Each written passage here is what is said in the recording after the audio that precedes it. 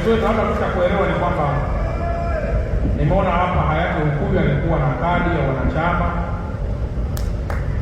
na mimi ndio nilikuwa pale kwenye msiba wake, na atashangaa sana kule mbinguni kama mimi ambaye nilikuwa kwenye msiba wake sina kadi ya wanachama.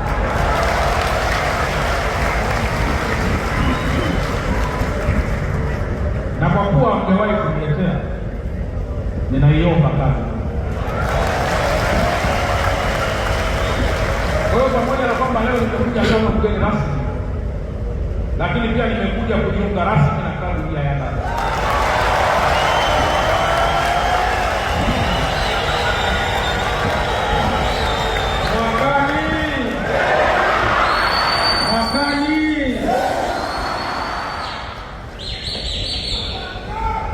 Nilikuwa na vijia siku kama hii niweze kujiunga kwa sababu ya uzito wake,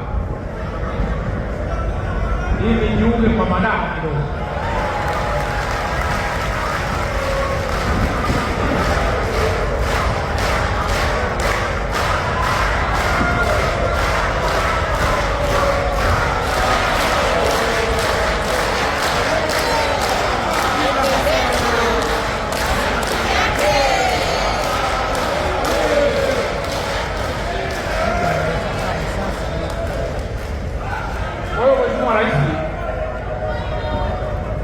Sikutaka kujiunga haraka kwa sababu nilikuwa sijakuamini sana kwenye uongozi wako,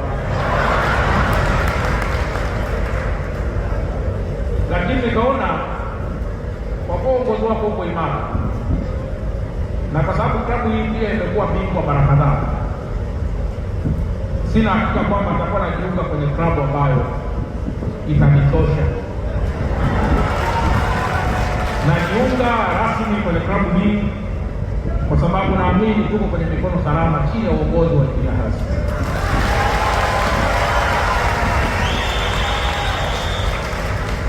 Lakini kama mzee Mkuchika ni mmoja wa wadhamini, wajumbe wa wadhamini, na mzee Mkuchika ni very senior kwenye serikali, kwenye chama, na hata juzi kwenye ubunge aliamua yeye mwenyewe kusema sasa inatosha. Sasa kwa nini leo mimi kama mkuu wa mkoa basi nisiwe hata ndio sio hata role model tu basi kwenye hilo? Sasa wewe kwa role model kwenye uongozi kwa serikali bila mambo mengine anayohusu vijana hapo.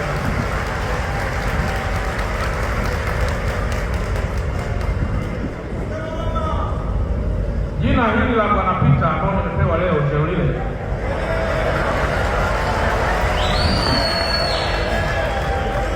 nalo limeongeza kasi ya mimi kujiunga na Yanga.